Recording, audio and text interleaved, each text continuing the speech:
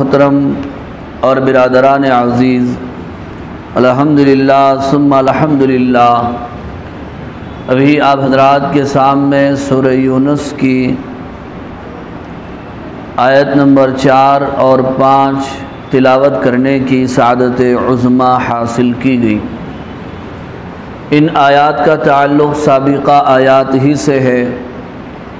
وہ اس طور پر سابقہ آیات میں 2-3 باتیں خاص طور پر بیان کی گئی تھی۔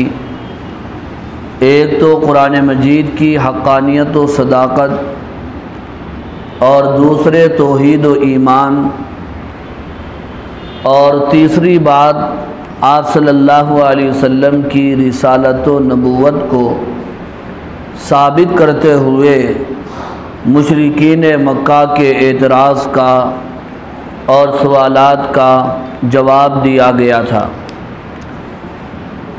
توحید و رسالت کے بعد آج کی آیات میں حق تعالی شانہ اللہ جل جلالہ وعما نوالہ نے پہلے تو معاد یعنی آخرت کو بیان فرمایا، پھر اس کے بعد توحید کی طرف عود ہوا، لوٹنا ہوا۔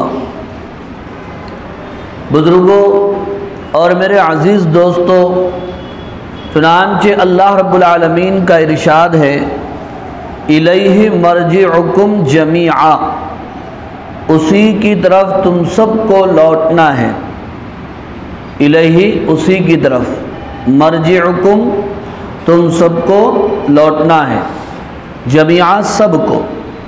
وعد اللہ حقا، یہ اللہ کا حق اور سچ وعدہ ہے، یعنی مر کر ہمیشہ کے لیے مر نہیں جاؤ گے، جیسا کہ مکہ کے لوگوں کا عقیدہ تھا یا دنیا بھر کے منکروں کا عقیدہ آج بھی ہے۔ مر کر ہمیشہ کے لیے مر نہیں جاؤ گے، مٹی نہیں بن جاؤ گے۔ اگر تمہاری لاش اور جسم ذرات میں تبدیل ہو بھی گیا تو اللہ وہ ہے جو ان ذرات کو جمع کر کے اس میں روح ڈال کر اپنے سامنے کھڑا کریں گے، اور کھڑا کر کے حساب و کتاب لیں گے۔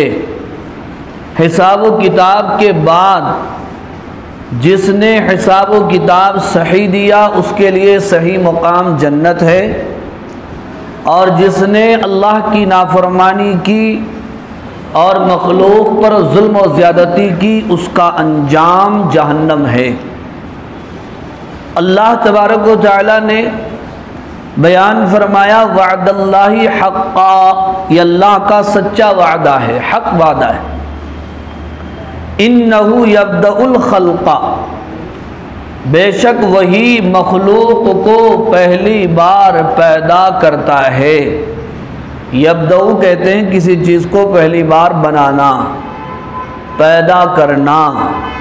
تو اللہ فرماتے ہیں خلق، مخلوق، اللہ مخلوق کو پہلی بار پیدا کرتے ہیں یا پیدا کرنے والے ہیں۔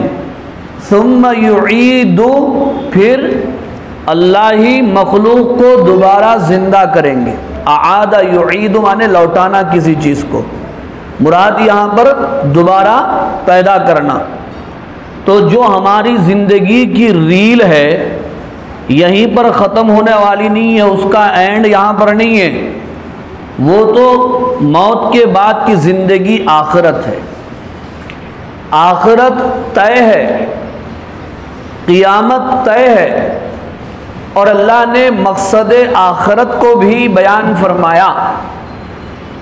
آخرت کیوں ہے، اس کا مقصد کیا ہے؟ اللہ تعالیٰ نے مقصد یہ بیان فرمایا کہ اگر آخرت نہ ہو، قیامت نہ ہو، حساب و کتاب نہ ہو تو پھر ایسی صورت میں انصاف کہاں سے ہوگا؟ انصاف ہونا چاہیے نا۔ مشقتیں جھیلنے والوں کے لیے ان کا اجر ہونا چاہیے نا۔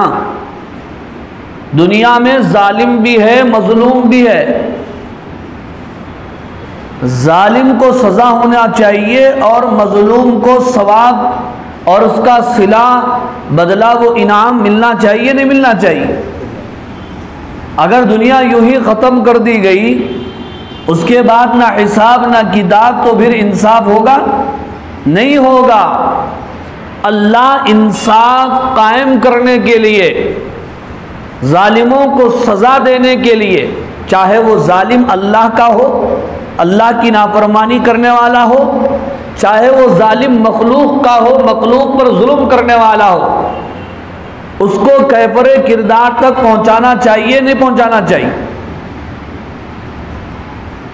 اور مظلوم جس نے ظلم سہا، مشقتیں جھیلی، قربانیاں دی، اللہ کے فیصلوں پر وہ دنیا میں راضی رہا، تو پھر اس کا صلہ و انعام ملنا چاہیے نہیں ملنا چاہیے؟ ملنا چاہیے۔ اگر ظالم کو سزا نہ ملے اور مظلوم کو ثواب نہ ملے تو پھر انصاف نہیں ہو سکتا۔